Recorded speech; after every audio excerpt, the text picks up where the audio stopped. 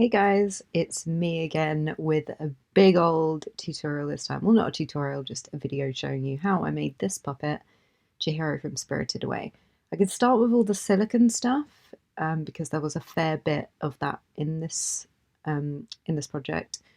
So I'm just making kind of a base to sculpt the clay onto at the moment, and I just put a little bit of Milliput on to keep everything together. Now I'm using Chabant. I will link it in the comments, but I'm using it to sculpt with. I'm using medium as well, and to be honest, I didn't find it the easiest thing in the world to use, but you can get a lot of detail into it. I just found it really hard to get completely smooth. But there's some stuff called naphtha that you can use to smooth it, but you need to wear a mask because it can burn your throat. So this is me. This was smoothed with naphtha, and now I'm pasting a little bit of Vaseline onto it so that the resin powder stuff won't stick to it, which is the next step. And it just kind of adds a final layer of smoothness. But I did end up putting a bit of heat onto this just to get rid of the brush strokes. But if you use a really soft brush, then you shouldn't have that problem. So this is the tricky part, the clay bed. So I'm using Vaseline plasticine and just really taking my time and trying not to touch the NSP clay, which was really tricky, but it helps to heat up the plasticine with a heat gun or a hairdryer, just so that it's a bit easier to work with. Also, for this first half of the mould, I'm sinking the hand into the plasticine by about 50%. So this is what I've kind of ended up with. I've smoothed it with Vaseline a little bit and kind of re-smoothed the green NSP. So I'm putting more Vaseline onto it so that nothing sticks to the first half of the mould. Again, I went back in with a heat gun just to get rid of the brush strokes because this resin powder stuff really picks out every single tiny detail.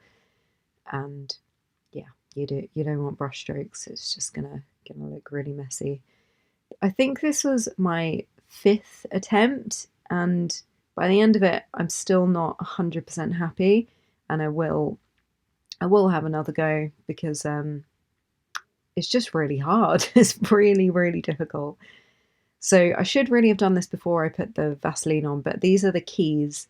So these are what gets your mold to line up with the other half. And I ended up putting some more in the middle. The more you have, the more your mold is going to kind of line up nicely. Now I'm building the walls to prepare to pour the resin plaster. So I probably should have gone a little bit higher with these walls as well and done a thicker layer of resin. But you know, you live and learn. So next time I will definitely be making higher walls and pouring in more plaster just because it cracked. I think after my second attempt of making hands using the mold, it did crack, which was a shame. But yeah, this is what the first half looks like. And this is the plaster that I used. It's stronger than normal plaster, and it says it limits bubbles, but it lies. Bubbles are a problem with this. So you mix, I think it's 3 parts water to 1 part plaster. And here I'm just going in really gently, brushing without touching the molds or the sculpt, just trying to make sure that no bits get missed, and then I'm pouring. I think if you pour from a greater height and have a really thin stream of plaster, it can further eliminate bubbles, because I did have bubbles in this and it was a problem for me. Not many to be really annoying, but so I think I left this overnight too, and now I'm just demolding, taking I will reuse this plasticine.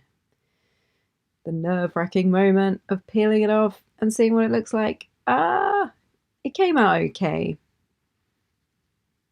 I'm just getting so the little part at the bottom as well is so that you can open the two halves of the molds once they're done, And I'm just going to leave that piece in there.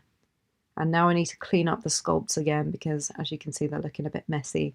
So I'm just reapplying Vaseline to every little millimeter and cleaning up the sculpts in the process just to get them ready for the second half of the mould. Making sure to get in those keys and heating it up a bit to get rid of the brush marks. So that's kind of what it looked like. Now I'm rebuilding the walls. Again, if you can, go higher with the walls because this wasn't enough. It just cracked, which was really sad. You know, what can you do? You learn from your mistakes, and I definitely have made a lot of mistakes learning how to do all of this silicone stuff. So I think I left this for about 3 hours. It takes 1 hour to fully set, but I wouldn't risk prizing open both parts of the molds without leaving it for a good maybe 3 to 4 hours. And I'm just scraping out the little bit of plasticine that I left inside there just to prise it open. Once I've taken out my hand sculpts too, I'm going to keep those somewhere safe just because they took a while to do. And if I wanted to have another go at making another mould, I've already got some sculpts that would just need a bit of cleaning up. And this is what I'm left with after both halves of the moulds are done. So I pasted a really thin watered down layer of PVA glue inside of the mould. And I just feel like it kind of gave them another kind of protective layer and just smoothed out any teeny tiny remaining lumps and bumps.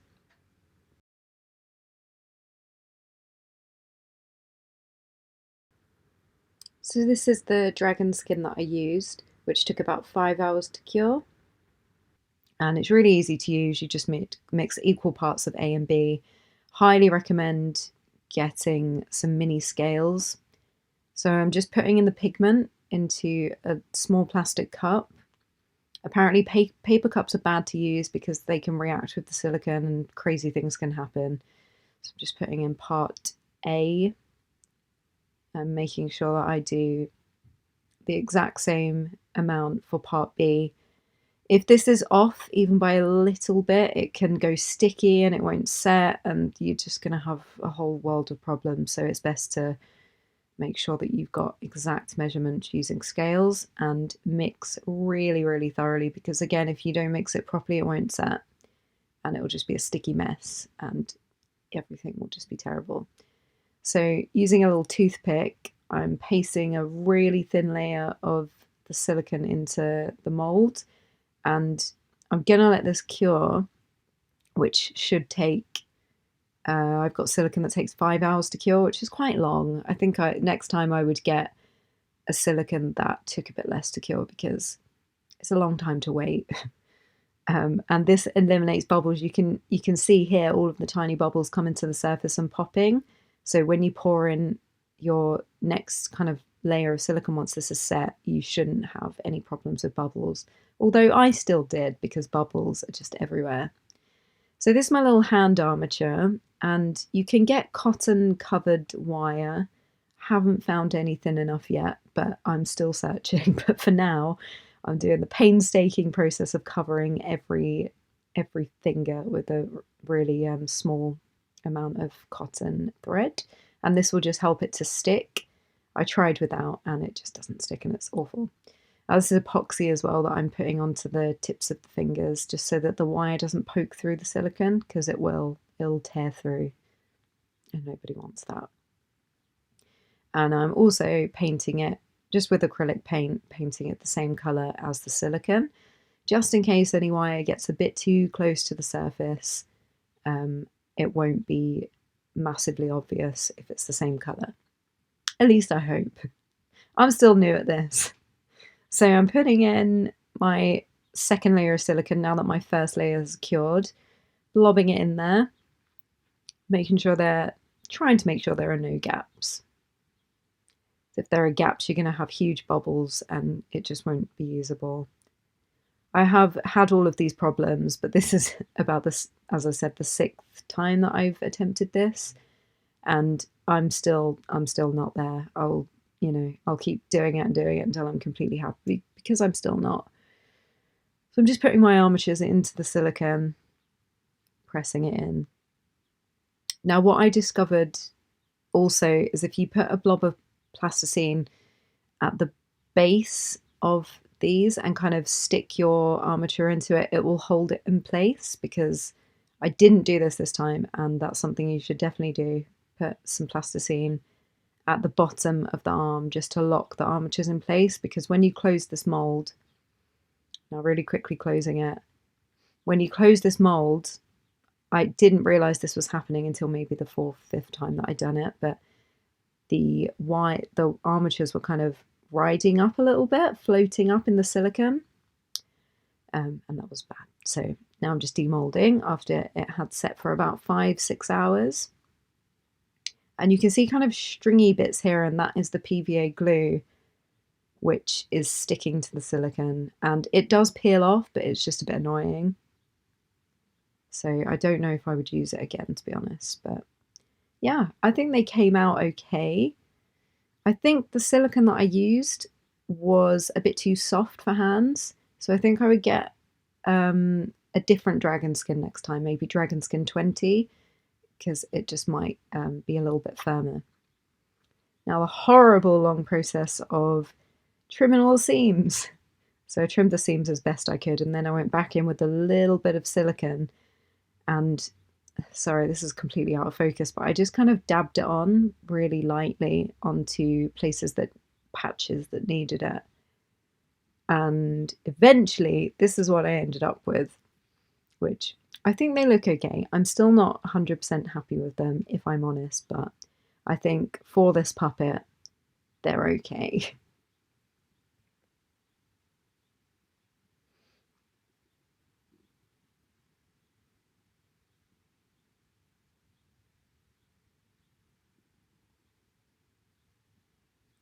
So the legs I did in the exact same way as I did their arms, made a sculpt. I only needed to do one leg because I could do them one at a time. And applying a really thin layer of silicone, letting it cure so all the bubbles come out. I think this is a good process. And now I tried this technique to get rid of the seams, putting a tiny bit of Vaseline and using a sanding Dremel tool just to try and get rid of the seams, and it worked quite well. I didn't have any problems with the silicone tearing, and this is kind of what I ended up with after. It takes quite a while, but I think it turned out pretty good, and it's definitely something I would do again. So moving swiftly on to the body, I did my usual balsa wood and aliwire body for this puppet, and I just kind of stuck the legs in. I've got my drawing so I can get all my pieces in place.